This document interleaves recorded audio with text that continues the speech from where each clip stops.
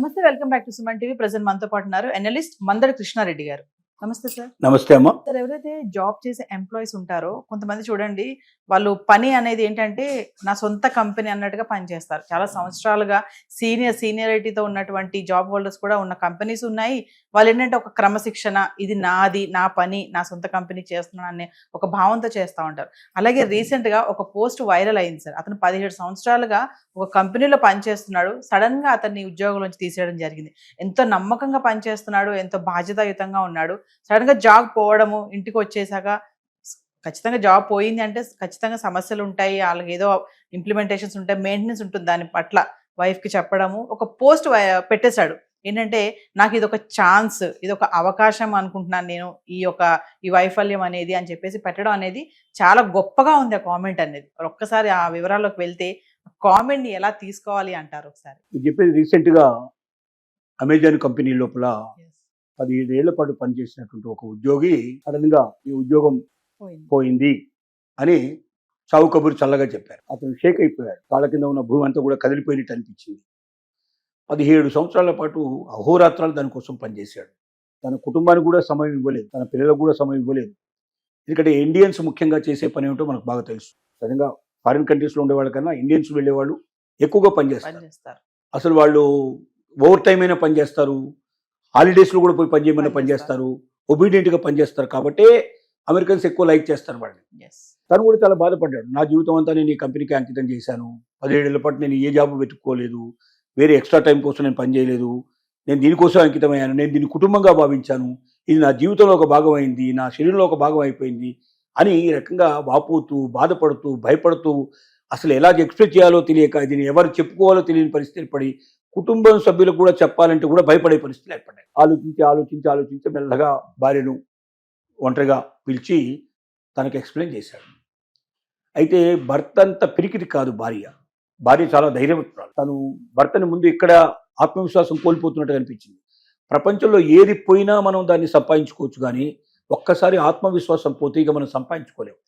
అంటే కోట్లు పోయినా సరే జీవితంలో కోట్లు డబ్బులు మనం పోగొట్టుకున్న, ఆస్తులు పోగొట్టుకున్న, ఉద్యోగాలు పోగొట్టుకున్న, సంపాదించుకునే అవకాశం తప్ప నీలో ఒకవేళ ఆత్మవిశ్వాసం పోయి నేనేమికి పనికిరాను, నేను ఏమీ చేయలేను, నా జీవితం అయిపోయింది, ఇదే ఆఖరి రోజు అన్నట్టుగా ఎవరైతే బాధపడతారో వాడు ఇంకా ఏమి ఇచ్చినా వాడు చేయలేడు. తర్వాత వాడి కోట్ల రూపాయలు వాడు దొరికినా వాడు ఇంకేం చేయలేడు. ఇక్కడ అంత అసమర్థత మనలో ఉండకూడదు, అలాంటి స్థితికి మనం రాకూడదు. అందుకే భార్య ఏమంటుందంటే వెంటనే ఆలోచించి తెలివిగా, అసలు మీరు భయపడాల్సిన అవసరం లేదండి, మనకు అవకాశాలు ఉన్నాయి, ఏదో ఒక అవకాశంలో మనం వెళ్దాం, ఎంత చిన్న ఉద్యోగం దొరికినా పర్లేదు, మనం చేసుకుంటూ మళ్ళీ మన కుటుంబాన్ని పోషించుకుందాం, మనం తర్వాత పైకి వద్దాం, ముందు ఇది లేనప్పుడు కూడా మనం బతికాం కదా, ఇది వచ్చిన తర్వాతనే కాదు కదా జీవితం, దీని తర్వాత కూడా జీవితం ఉంది కదా, కాబట్టి ధైర్యం చెప్పి మనం ఇంకేదైనా చేసుకొని బతకొచ్చు, మరి దానికోసం మనం ప్రయత్నం చేద్దాం, ఇది పోయిందని మీరు బాధపడొద్దు, వెలపడొద్దు, మీరు కుంగిపోవద్దు, మీరు ధైర్యంగా నిలబడండి, ఆత్మవిశ్వాసంతో ఉండండి అని వెన్నుదట్టి ప్రోత్సహించింది. ప్రతి భార్య తెలుసుకోవాల్సిన విషయం ఇది, ప్రతి భర్త తెలుసుకోవాల్సిన విషయం ఇది. తన కుటుంబ సభ్యుల్లో ఎవరైనా పరీక్ష పోగొట్టుకుంటేనో, డబ్బు పోగొట్టుకుంటేనో, ఉద్యోగం పోగొట్టుకుంటేనో, ఆస్తి పోగొట్టుకుంటేనో, లేదా ఒక గేమ్లో ఓడిపోతేనో అవతల వాళ్ళని మనం కుంగదీయొద్దు, ఇంకా బాధ పెట్టే ప్రయత్నం చేయకూడదు, ప్రోత్సహించాలి. దీని తర్వాత నెక్స్ట్ కాకపోతే నెక్స్ట్ ఇంకా అవకాశం ఉందని చెప్పాలి. తల్లిదండ్రులకు ఉన్న పెద్ద ఏంటంటే, పిల్లలు ఎవరైనా పరీక్షల్లో ఫెయిల్ అయిపోతే వాడిని నానా తిట్లు తిట్టి, బూతులన్నీ తిట్టి, కొట్టి, రకరకాల అవమానపరిచి, ఇంటికి వచ్చిన వాడికల్లా, కనపడ్డవాడికల్లా మా వాడు వెదవండి, వాడికి ఎంత కష్టపడ్డానండి, వాడి కోసం ఇచ్చేసానండి, అచ్చేసానండి, చివరికి వాడు ఈ ఎగ్జామ్ పాస్ కాలేకపోయినాడండి, ఈ ఉద్యోగం సంపాదించుకోలేకపోయినాడండి, ఇలాంటి వెదవ ఎలా బతుకుతాడో, వీడు నా కొడుకై పుట్టినందుకు లేదా నా కూతురై పుట్టినందుకు నేను చాలా బాధపడుతున్నాను, అసహించుకుంటాను, ఇట్లా మాట్లాడుతూ ఉంటాను. దీన్ని చాలా గొప్పగా భావిస్తారు వాళ్ళు. కరెక్ట్ కాదది. నువ్వు ఏ ఒక్కడూ ప్రపంచంలో అన్ని విజయాలు ఎవడు సాధించలేడు. అపజయాలనేవి జీవితంలో ఒక భాగం. ఎన్ని అపజయాలు మనిషి ఎదుర్కొంటే అన్ని విజయాలకు అది సోపాన పటం, ఒక రకంగా మెట్ల లాంటివి అవి. నువ్వు ఎక్కిపోవడానికి మెట్లు. రేపు పొద్దున ఈ అనుభవంతో నువ్వు ఇంకెంతైనా సరే ముందుకెళ్ళడానికి నీకు అవకాశం ఏర్పడుతుంది. కాబట్టి విజయం రావాలంటే విజయానికి అపజయాలే మార్గం. కాబట్టి అపజయాలను ఎప్పుడు కూడా మనం స్పోర్టివ్గా తీసుకోవడం నేర్చుకోవాలి. అలా స్పోర్టివ్గా తీసుకునేటువంటి విధానాన్నే మనకి ఇవాళ అమెజాన్లో ఎవరైతే ఎంప్లాయీ తీసేయబడ్డాడో ఆ ఎంప్లాయీ భార్య అతనికి ఇచ్చిన ధైర్యంతో అతను నిలబడ్డాడు, చాలా ధైర్యంగా నిలబడ్డాడు, భవిష్యత్తులో ముందుకెళ్ళడానికి అవకాశాలు ఏమో చూశాడు. ఫ్రెండ్స్ అందరూ కూడా అతనికి సహకరించేందుకు సిద్ధపడ్డారు. ఒకసారి నువ్వు నిలబడితే మిగతా వాళ్ళు నీతో పాటు నిలబడతారు. నువ్వు ఎప్పుడైతే పారిపోతావో ఇంకెవరు కూడా వాడే పోతున్నప్పుడు మనం ఎందుకు చేస్తాం అని చెప్పి వాడు తప్పుడు కూడుకుంటాడు. కాబట్టి మనలో ఉండే ధైర్యమే మనం నిలబెడుతుంది అనేటువంటి భావనకి ఇది ఒక మంచి ఉదాహరణ. అతను పెట్టిన పోస్టు చాలా మందిలో ఈ ఆలోచన ఉంది. ముఖ్యంగా ఈ సమయంలో అతని పోస్ట్ పెట్టడం వల్ల ఉద్యోగాలు క్రమక్రమంగా రోజులు తగ్గిపోతా ఉన్నాయి. లే ఆఫ్లు ప్రకటిస్తున్నటువంటి కంపెనీలు, ఎవరి ఉద్యోగం ఎప్పుడు పుడుతుందో తెలియని పరిస్థితి, చాలా మంది అధైర్యపడుతున్నారు, భయపడుతున్నారు. ఏం జరగబోతుంది, ఈఎంఐ కట్టాలి, అది ఎట్ట కట్టాలి, ఇది ఎట్ట కట్టాలి అనుకుంటున్నారు. ఏముంది, ఈఎంఐ కట్టలేకపోతే దాన్ని అమ్మేస్తావు, ఎంత కొంత తమ్మేస్తావు, అమ్మేసి దాన్ని కట్టాల్సింది మొత్తం డబ్బు కట్టేసి మిగతాది ఎంత మిగిలిందో ఆ మిగిలిన దాంతో నువ్వు ఏదైనా చిన్న స్టార్ట్అప్ కంపెనీ పెట్టుకుంటావు, ఏదైనా తయారు చేసుకుంటావు. అదే జీవితం కాదు కదా, అది లేనప్పుడు కూడా నువ్వు బతికావు కదా. కాబట్టి ధైర్యం చాలా అవసరం. ఆ ధైర్యం ఇవ్వడానికి పనిచేస్తుంది. రెండోది ఏంటంటే, మనకు ఏదైనా ఒక ప్రైవేట్ కంపెనీలో పనిచేసినప్పుడు ప్రతి ఒక్కరు జ్ఞాపకం పెట్టుకోవాల్సింది, ఆ ప్రైవేట్ కంపెనీలో నువ్వు ఎన్నేళ్లు పనిచేసినా, నువ్వు ఎంత గొప్ప స్థాయికి చేరుకున్నా, CEO లెవెల్ అంటే ఇట్స్ టాపెస్ట్ పొజిషన్ కదా, CEO లెవెల్కు నువ్వు చేరుకున్నా కూడా నువ్వు ఎంప్లాయీవే అయితే మాత్రం ఏ నిమిషంలో అయినా నీ జాబ్ తొలగించబడుతుంది అన్న నిర్ణయానికి నువ్వు రావాల్సిందే. కారణం ఏంటంటే, యాజమాన్యంతో నీకు ఎప్పుడైతే డిఫరెన్స్ వస్తుందో యాజమాన్యాలు నిష్కర్షగా చెప్పేస్తాయి, మా విధానం ఇది, నీ ఇష్టమైతే పనిచేయి, లేకపోతే వెళ్ళిపోమని చెప్తాయి. నువ్వు అలా కాదు, నేను కంపెనీ మేలు కోసమే చెప్తున్నాను కదా, ఇలా వెళ్తే కంపెనీ నష్టపోతుంది అని నువ్వు చెప్పినా కూడా వాడు వినప్పుడు నువ్వేం చేయగలుగుతావు? ఎట్టి పరిస్థితుల్లో నువ్వు దాని వ్యతిరేకం పోదు. బాస్ ఈజ్ ఆల్వేస్ రైట్, అంతే. వాడు చెడ్డ మార్గంలో పోతే పోనీ మనం ఏం చేస్తాం దానికి? ఇప్పుడు నువ్వు నీ అస్తిత్వానికి ప్రమాదం పడే అవకాశం ఉంటుంది. పోనీ ఇంత చెప్పావు, నిన్ను తీసేశారు, వాడు మార్చుకుంటాడా? వాడి పద్ధతి ప్రకారం వాడు కంపెనీ నడుపుతాడు కదా. నువ్వు అదే కంపెనీలో ఉంటే ఇవాళ కాకపోతే రేపైనా వాడు మనసు మార్చే అవకాశం నీకు ఉంటుంది. అంతేగా నువ్వు కంపెనీలో తీసేయబడిన తర్వాత నీకు అవకాశం కూడా లేదు కదా. నీతో పాటు మిగతా వాళ్ళని కూడా నువ్వు ప్రమాదంలో నెట్టినట్టే అవుతుంది కదా.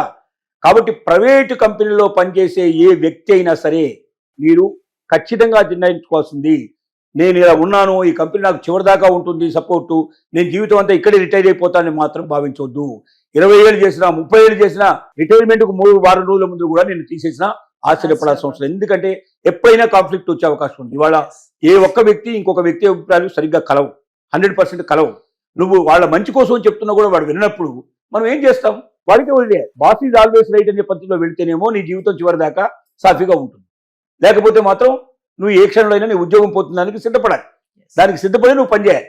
ఈ ఉద్యోగం నాకు శాశ్వతం, అంతే, ఇంత స్థాయిలో ఉన్నాను కదా, మేనేజ్మెంట్ అయినా కూడా ఎదిరించి మాట్లాడతాను అని నువ్వు ఎప్పుడు అనుకుంటావో అప్పుడు నీ ఉద్యోగానికి నువ్వే ఎసరు తెచ్చుకున్నట్టు అవుతుంది.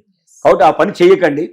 మీరు ఇంకోటి, ఒకవేళ ఏదైనా పరిస్థితిలో ఉద్యోగం పోయినా మీరు దేనికి సిద్ధపడాలంటే, ఉద్యోగం పోయినా నేను ధైర్యంగా నిలబడతాను, మళ్ళీ జీవితంలో నేను నిలబెట్టుకొని మళ్ళీ ఒక స్థాయికి వచ్చే ప్రయత్నం నేను చేస్తాను, లేదా ఉన్న స్థాయిలో నేను బతుకుతాను, నాకు ఉన్నది ఉన్నంతలోనే నేను ముడుచుకొని పడుకుంటాను పద్ధతిలో ఉన్న వాళ్ళైనా ఈ పని చేయాలి తప్ప ఎట్టి పరిస్థితుల లోపల ప్రైవేటు ఉద్యోగాల లోపల యాజమాన్యానికి ఎదురుగా వెళ్ళి కాన్ఫ్లిక్ట్ తెచ్చుకునే పద్ధతి కానీ యాజమాన్యాన్ని ఎదిరించేటువంటి ప్రయత్నం మాత్రం ఎప్పుడు చేయకూడదు అనేది మనకు అనిపిస్తున్నది కదా.